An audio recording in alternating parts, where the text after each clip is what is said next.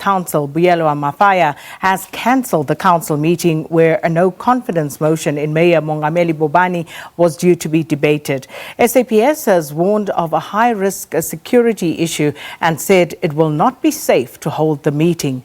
Bobani's coalition partners, the ANC and the AIC, as well as opposition parties led by the Democratic Alliance, want to remove him. And although all the parties are in agreement that Bobani must be removed, they are at loggerheads over who should be Bobani's successor. The EFF withdrew from voting in the motion of no confidence due to a disagreement over who should take over as mayor. The two frontrunners for the position, although their parties refused to comment on them, is DA caucus leader Athol Trollip and ANC former mayor Nceba Faku. And we are going to cross over now to speak more about this to the Nelson Mandela Bay Metro, and we have the spokesperson of that metro, Mthubanzi Mniki, there to speak to us and bring us up to speed. And Mr. Mniki, thanks so much for your time this morning. Why was the meeting cancelled, apart from the reasons that we've just heard?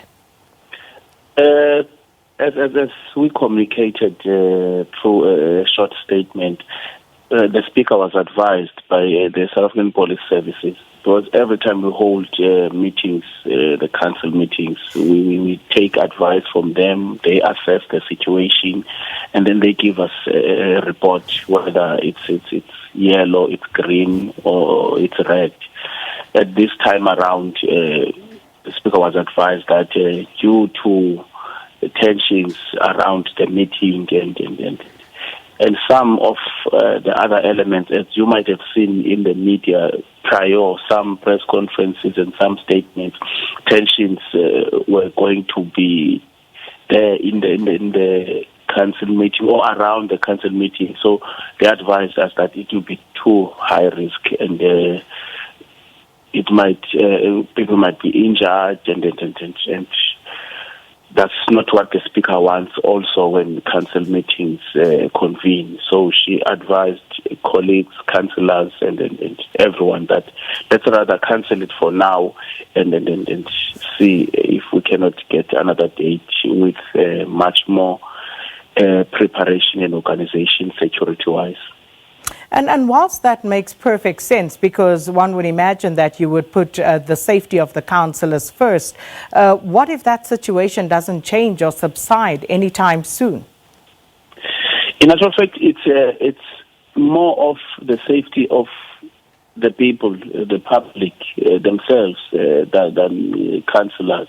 It's fine if the councillors also have to be safe, but you know when people go to council or go to a meeting to do some protesting, there are different groups opposing each other, and sometimes violence erupts, people get injured.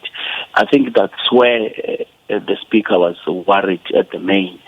And then engagements are happening, but that is a political sphere that I don't want to dwell much on. So one hopes that the situation is not going to remain the same. And also the SAPS and our security services are also engaging on the matter to see how can they neutralize the situation. So all these engagements happening have got potential of solving the challenge that we are facing, and we hope that they will.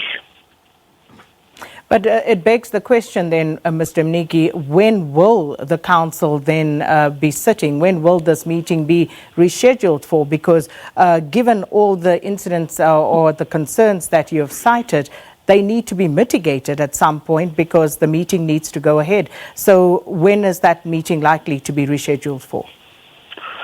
That will be a prerogative of the Speaker, and also council processes also dictate that a postponed meeting must be held within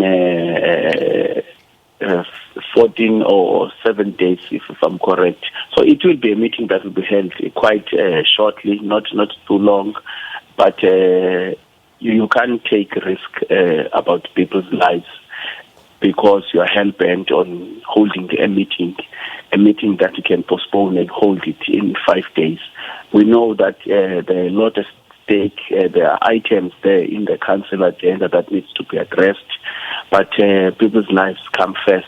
That's why the Speaker decided to rather postpone for a few days. But it will happen. We will communicate with media and the public the next date. But the Speaker will engage the relevant parties and also engage other political parties as well.